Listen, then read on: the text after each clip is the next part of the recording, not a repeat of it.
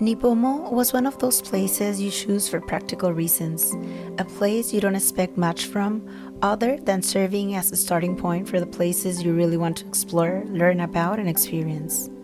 The name Nipomo comes from a Chumash word associated with food or foundation, and looking back, I can't think of a more fitting name for the role this place would end up playing in my journey. During the Mexican era, this area was part of a large cattle ranches. Today, it's known for its rural atmosphere, vast agricultural fields, peaceful residential communities, and its proximity to California's beautiful beaches, without ever becoming a major tourist destination. As I got closer and watched the distance on my GPS slowly count down, I found myself simply looking at the endless fields stretching along both sides of the highway. For a moment, I felt like I was back in Mexico, and nostalgia quietly found its way in. A few minutes later, I found myself surrounded by landscapes so green it almost felt like an oasis. The streets suddenly became wide, spotlessly clean, and everything was so perfectly organized that it almost didn't feel real. I couldn't help but laugh to myself. For a second, I honestly thought I'd driven onto a movie set, and that at any moment the director will notice an extra had wandered into the scene. Later, I learned that many people choose to move here for the very same reasons I had unknowingly discovered: less traffic, a mild climate, safety, nature, and a slower, quieter way of life. Communities like Trilogy at Monarch Dunes embody that lifestyle: active, connected, and deeply rooted in community. Without even realizing it, I had arrived exactly where I needed to be. I was welcomed into a beautifully kept home with breathtaking vineyard views, a garden that greeted me with joy every morning, fragrances that seemed to clear both my mind and my soul, and a silence so profound that I've never experienced anything quite like it in an entire neighborhood. My daily routine quickly became my favorite part of the entire experience. What had started as little more than a responsibility, almost an obligation, soon became the highlight of my day. Every walk with my new friend led us down different paths, through new landscapes surrounded by scents that welcome us with every step. Within a week, I realized that this wasn't just a lifestyle I wanted, it was a lifestyle I deserved. And somehow, life was giving me a small glimpse of what was possible, just enough to strengthen my conviction and help me hold on through the frustration that had quietly begun to creep in during those days. About 2 years ago, I took an online course about becoming a digital nomad, and basically it means being able to work while traveling the world. And the funny thing is that by then my work already gave me that kind of freedom, but I wanted a few more tools before finally taking the leap. And during the course, I came across an app for animal lovers. The idea was pretty simple. You take care of someone's pets while they're away, and in return, you get to stay in their home. And honestly, it sounded like a pretty sweet deal for everyone. But if I'm being honest, I never really saw myself doing it. I remember thinking, I'm probably too old for that. I didn't need the free accommodations either. And I definitely wasn't looking to take care of someone else's pets. So I saved the idea in the back of my mind and move on. But well, life had other plans for me, and about a year later, after finally taking the leap I'd been so afraid of, I was living in Oaxaca at that moment, and I'd been there for about 2 months or so, and I was ready for my next destination. The only problem was that I had absolutely no idea where to go. And for some reason I still can't explain, I remember that app, so I downloaded it just to look around, just out of curiosity. And well, and that's when everything changed for me. Without realizing it, I clicked the wrong buttons. To this day, I still have no idea what I clicked, but whatever it was, it changed everything. So the next day, I got an invitation for an online interview.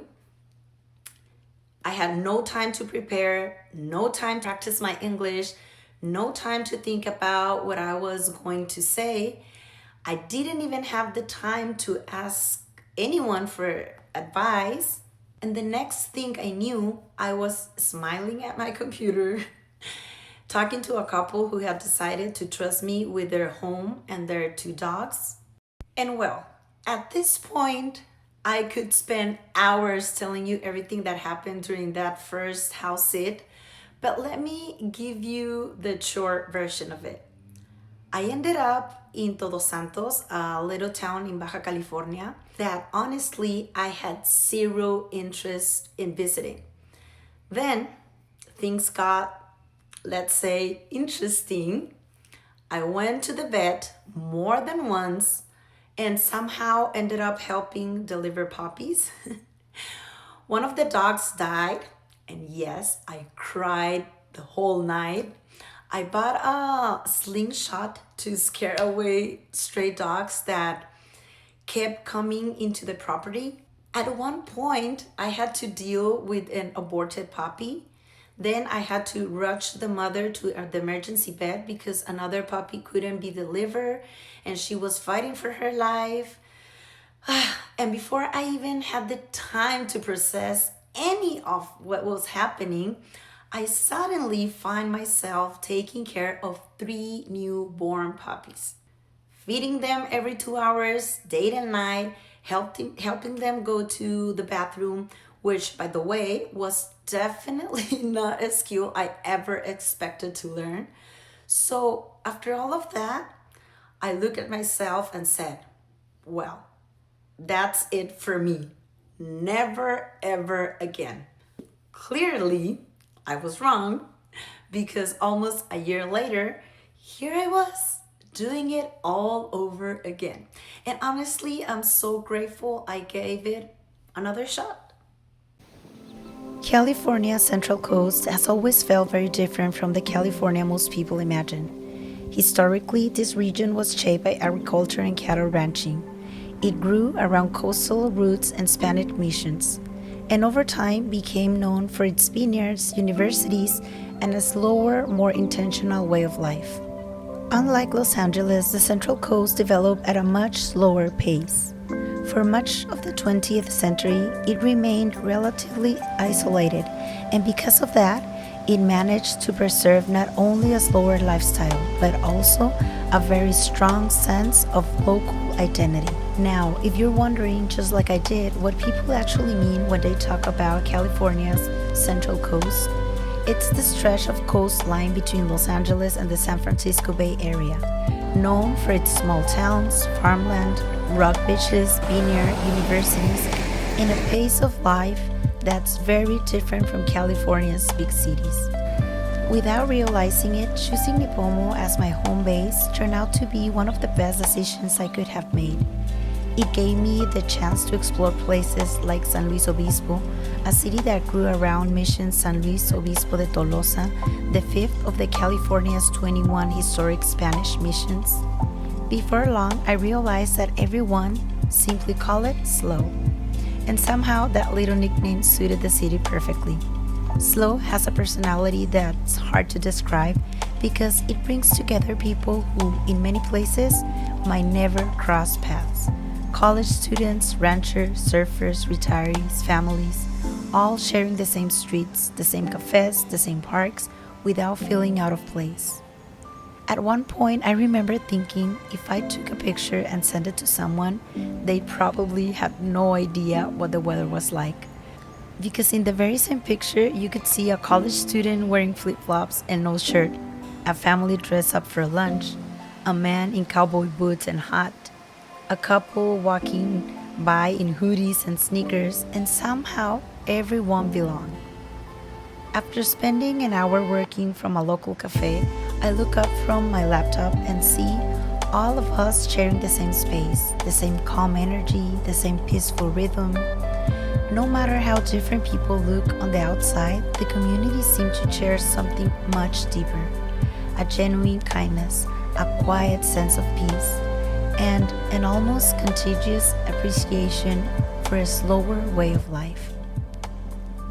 The city is surrounded by a chain of volcanic peaks known as the Nine Sisters, stretching all the way to Morro Bay.